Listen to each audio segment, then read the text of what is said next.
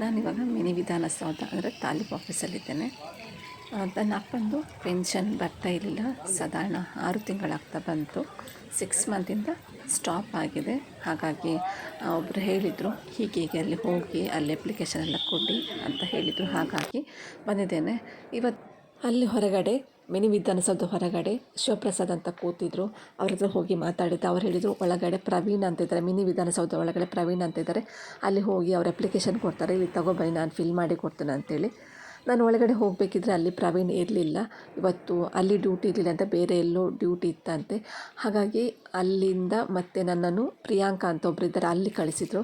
ಅಲ್ಲಿ ಅವ್ರು ಹೇಳಿದರು, ನನಗೆ NPCI ಅಂತೇಳಿ ಒಂದು ಫಾರ್ಮ್ ಸಿಗುತ್ತೆ, ನಿಮಗೆ ಸೈಬರಿಗೆ ಹೋಗಬೇಕು, ಅಲ್ಲಿಂದ ತಗೊಬನ್ನಿ ಅಂತ ಅಂದರು. ಸೊ ಅಲ್ಲಿ ಒಂದು ಸೈಬರ್ ಇದೆ, ಜೆರಾಕ್ಸ್ ಶಾಪ್ ಮೇಲ್ಗಡೆ, ಅಲ್ಲಿಗೆ ಹೋದೆ. ಅಲ್ಲಿ NPCI ಕೇಳಿದೆ. ಅಷ್ಟೊತ್ತಿಗೆ ಅವರೆಲ್ಲ ಡೀಟೇಲೆಲ್ಲ ಅಪ್ಲೋಡ್ ಮಾಡಬೇಕಿದ್ರೆ ಅಲ್ಲಿ ಸರ್ವರ್ ಡೌನ್ ಅಂತ ಬಂತು. ಇದು ಹಣೆ ಬರ ಇದ್ದದ್ದೇ ಎಲ್ಲ ಗೌರ್ಮೆಂಟ್ ಸ್ಟೋರ್ಗಳಲ್ಲೂ ಆಫೀಸ್ಗಳಲ್ಲೂ ಇದ್ದದ್ದೇ ಹಣೆ ಬರ, ಸರ್ವರ್ ಡೌನ್. ಇದು ಎಲ್ಲೂ ಕೇಳಿ ಕೇಳಿ ಅಭ್ಯಾಸ ಆಗಿದೆ. ಮತ್ತು ನಾನು ಕೇಳಿದೆ ಎಷ್ಟೊತ್ತಿಗೆ ಆಗ್ಬೋದು ಅಂತೇಳಿ, ಐಡಿಯಾ ಇರಲಿಲ್ಲ ಅವರಿಗೆ ಎಷ್ಟೊತ್ತಾಗ್ಬೋದು ಅಂತೇಳಿ. ಸೊ ನಾನು ಹೇಳಿದೆ ನನಗೆ ಬೇರೆ ಕಡೆ ಕೆಲಸ ಇದೆ, ಹೋಗಿ ಬರ್ತೀನಿ ಅಂತೇಳಿ. ನಾನು ಅಲ್ಲಿಂದ ನನಗೆ ಶಾರದಾ ಸ್ಕೂಲಿಗೆ ಹೋಗಲಿಕ್ಕೆ ಇತ್ತು. ಹಾಗಾಗಿ ಶಾರದಾ ಸ್ಕೂಲಿಗೆ ಹೋಗಿ ಬಂದಾಗ ನಾನು ಸೀದಾ ಬರಲಿಲ್ಲ, ಅಲ್ಲಿಂದೆಲ್ಲ ಕಾಲ್ ಮಾಡಿ ಕೇಳಿದೆ ಬಂದಿದ್ದ ಸರ್ವರ್ ಅಂತೇಳಿ. ಯಾಕಂತಂದರೆ ನಾನು ಏನು ಮಾಡಿದೆ ಗೊತ್ತಾ, ಮೊದಲು ಶಿವಪ್ರಸಾದ್ ಇದ್ದಾರಲ್ಲ ಬ್ರೋಕರ್, ಅವರದ್ದು ನಂಬರ್ ತೊಗೊಂಡಿದ್ದೆ. ಅವರು ಮತ್ತು ಇವರಿಗೆ ಕಾಲ್ ಮಾಡಿ ಕೇಳಿದರು. ಸೊ ಸರ್ವರ್ ಬಂದಿದೆ ಅಂತಂದರು.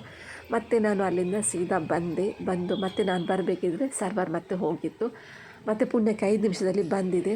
ಮತ್ತು ಅದನ್ನೆಲ್ಲ ತೊಗೊಂಡು ನಾನು ಪ್ರಿಯಾಂಕ್ ಅವ್ರ ಹತ್ರ ಹೋದೆ.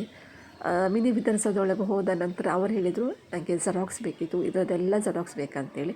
ಮತ್ತೆ ನಾನು ಜೆರಾಕ್ಸ್ ಶಾಪಿಗೆ ಬಂದೆ. ಜೆರಾಕ್ಸ್ ಎಲ್ಲ ತೆಗೆದುಬಿಟ್ಟು ಮತ್ತೆ ಅವ್ರ ಹತ್ರ ಹೋದೆ. ಅವ್ರ ಹತ್ರ ಹೋಗಬೇಕಿದ್ರೆ ಅವರೊಂದು ಹೇಳಿದರು, ನನಗೆ ಏನು ಇನ್ಫಾರ್ಮೇಷನ್ ಸಿಗಲಿಲ್ಲ. ನನಗೆ ಒಂದು ಹೇಳಿದರು, ನಿಮ್ಮದು ಅಕೌಂಟ್ ಏನೋ ಪ್ರಾಬ್ಲಮ್ ಆಗಿರಬೇಕು, 2 ಅಕೌಂಟ್ ಇರಬೇಕು, ಹಾಗಾಗಿ ಬರಲಿಲ್ಲ ಕಾಣಬೇಕು.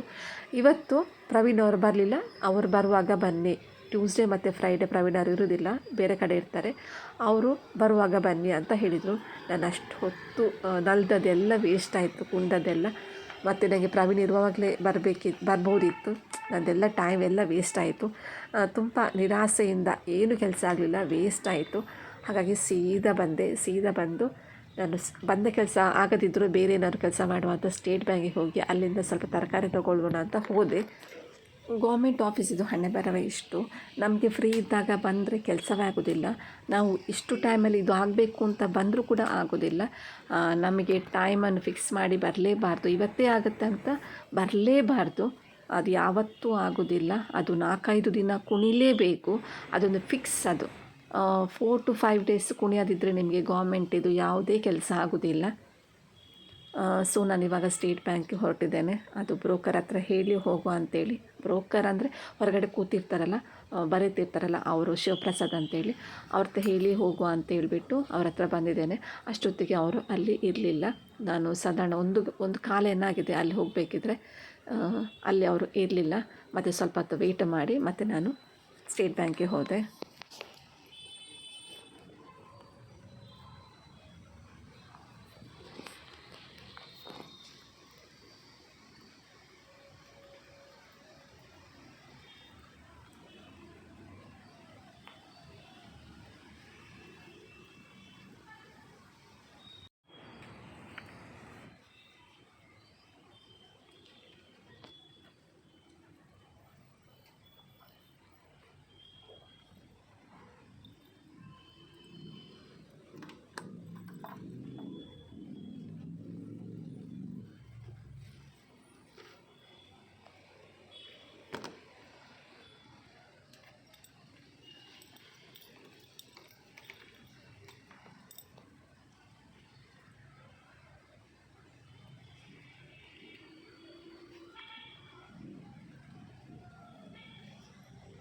ಮೂಡೆಲ್ಲ ಆಫ್ ಆಗಿತ್ತು. ಆದರೆ ಇಲ್ಲಿ ಬರಬೇಕಿದ್ರೆ ತುಂಬ ಖುಷಿಯಾಯಿತು. ಎಷ್ಟು ತರಕಾರಿ, ಎಷ್ಟು ಹಣ್ಣುಗಳಿದ್ವು, ಮತ್ತು ವೆದರ್ ಕೂಡ ಚೆನ್ನಾಗಿತ್ತು, ಮಳೆ ಬರ್ತಾಯಿತ್ತು. ನಾನು ರೈನ್ಕೋಟಲ್ಲೇ ಇದ್ದೆ, ಅಂಬ್ರೆಲ್ಲ ತರಲಿಲ್ಲ. ಹಾಗಾಗಿ ರೈನ್ಕೋಟಲ್ಲೇ ಫುಲ್ ಸೆಂಟ್ರಲ್ ಮಾರ್ಕೆಟ್ ಸುತ್ತಿದ್ದೇನೆ. ನನ್ನದು ಮೂಡೆಲ್ಲ ಆಫ್ ಆಗಿತ್ತು. ಆದರೆ ಹಣ್ಣು ಮತ್ತು ತರಕಾರಿ ನೋಡುವಾಗ ನನಗೆ ಏನು ಮನಸ್ಸು ತುಂಬ ಖುಷಿಯಾಗೋದು. ಮೂಡೆಲ್ಲ ಆನ್ ಆಯಿತು ನನ್ನದು. ಮತ್ತು ಅದು ಕೂಡ ಮಳೆ ಬರ್ತಾಯಿತ್ತು. ನಾನು ಕೊಡೆ ಹಿಡಿದಿರಲಿಲ್ಲ, ರೈನ್ಕೋಟಲ್ಲಿದ್ದೆ. ಸೂಪರಾಗಿತ್ತು. ನನಗೆ ಮಳೆಯಲ್ಲಿ ನೆನೆಯುವುದಂದರೆ ತುಂಬಾ ಇಷ್ಟ. ಮಳೆಯಲ್ಲಿ ಡ್ರೈವಿಂಗ್ ಮಾಡೋದಂದರೆ ತುಂಬಾ ಇಷ್ಟ. ಅದು ಮುಖಕ್ಕೆಲ್ಲ ನೀರು ಬೀಳ್ತದೆ, ತುಂಬ ಇಷ್ಟ ಆಗ್ತದೆ. ಹಾಗೆ ನಾನು ರೈನ್ಕೋಟಲ್ಲೇ ಬರ್ತಾಯಿದ್ದೆ, ಮಳೆ ಬೀಳ್ತಾ ಇತ್ತು. ತರಕಾರಿ ನೋಡುವಾಗ ನನಗೆ ತುಂಬ ಖುಷಿಯಾಗೋದು, ಪರ್ಚೇಸ್ ಮಾಡಲಿಕ್ಕೆ ತುಂಬಾ ಇಷ್ಟ ಆಗೋದು. ನನಗೆ ಫ್ರಿಜ್ಜಲ್ಲಿ ತರಕಾರಿ ಇರಬೇಕು, ಆಗ ಏನೋ ಮನಸ್ಸಿಗೆ ಸಮಾಧಾನ. ಅದು ಏನು ಗೊತ್ತು, ಕೆಲವೊಮ್ಮೆ ಪದಾರ್ಥ ಮಾಡಲಿಕ್ಕೆ ಏನಿರುವುದಿಲ್ಲ ಬೆಳಿಗ್ಗೆ, ಆವಾಗ ಒಂದು ತರಕಾರಿ ಕಂಡರೂ ಕೂಡ ತುಂಬ ಖುಷಿಯಾಗುತ್ತೆ. ಹಾಗಾಗಿ ಫ್ರಿಜ್ಜಲ್ಲಿ ನನಗೆ ತರಕಾರಿ ಇರಲೇಬೇಕು. ಅದೊಂದೇನೋ ಟೆನ್ಷನ್ ಫ್ರೀ ಅಂತ ಹೇಳ್ಬೋದು. ನನಗೆ ತರಕಾರಿ ತೊಗೊಳ್ಳೋದು ತುಂಬ ಇಷ್ಟ. ಫ್ರಿಜ್ಜಲ್ಲಿ ತಂದು ಇಡೋದು ತುಂಬಾ ಇಷ್ಟ. ಆದರೆ ತಿನ್ನೋದು ಇಷ್ಟವೇ ಇಲ್ಲ. ನಾನು ಬೇಕಿದ್ರೆ ಒಂದು ದಿನ ತಿಂತೇನೆ, ಬೆಳಗ್ಗೆ ತಿಂತೇನೆ, ಮಧ್ಯಾಹ್ನ ತಿಂತೇನೆ, ರಾತ್ರಿ ತಿಂತೇನೆ. ಒಂದು ದಿನ ಮಾತ್ರ, ನೆಕ್ಸ್ಟ್ ಡೇ ನನ್ನದು ಚಾನ್ಸೇ ಇಲ್ಲ ತಿನ್ನಲಿಕ್ಕೆ. ಅದು ನನಗೆ ಏನು ಗೊತ್ತಿಲ್ಲ. ನಾನ್ ವೆಜ್ ಅಂದರೆ ತುಂಬಾ ಇಷ್ಟ. ನಾನ್ ವೆಜ್ ಅದು ತುಂಬ ಏನು ಬೇಡ, ಸ್ವಲ್ಪವೇ ಸಾಕು. ಎಗ್ ಆಗ್ಬೋದು, ಫಿಶ್ ಆಗ್ಬೋದು, ಫಿಶ್ ಗ್ರೇವಿ ಆಗ್ಬೋದು, ಚಿಕನ್ ಗ್ರೇವಿ ಆಗ್ಬೋದು, ಸ್ವಲ್ಪ ಇದಷ್ಟು ನಾನು ಊಟ ಮಾಡ್ತೇನೆ. ಆದರೆ ತರಕಾರಿಯಲ್ಲಿ 3 ಹೊತ್ತು ನನಗೆ ಊಟ ಮಾಡಲಿಕ್ಕೆ ಆಗೋದಿಲ್ಲ. ಸ್ಕೂಲಿಗೆ ತರಕಾರಿ ಬೇಕಲ್ವ, ಹಾಗಾಗಿ ನಾನು ತರಕಾರಿ ಕೊಂಡೋಗಲೇಬೇಕಾಗತ್ತೆ. 50 ರೂಪಾಯಿ ದೊಡ್ಡದಾ? ಬೇಕಿತ್ತು ಬೇಕು ಒಂದು ಟೆಪ್ಪನ ಇತ್ತು ಒಂದು ಕೊಡ್ಪಾರ 30 ರೂಪಾಯಿದ ಮಿನಿ ಹಾಂ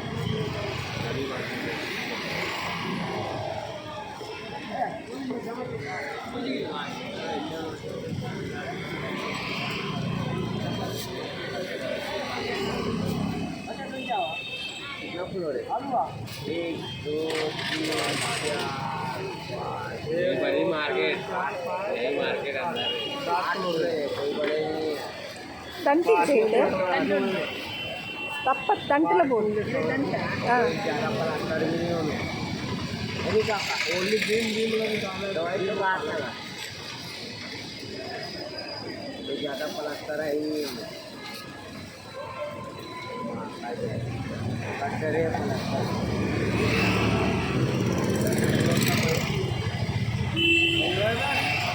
ఇంకొంత దంటు పడలే ఆవా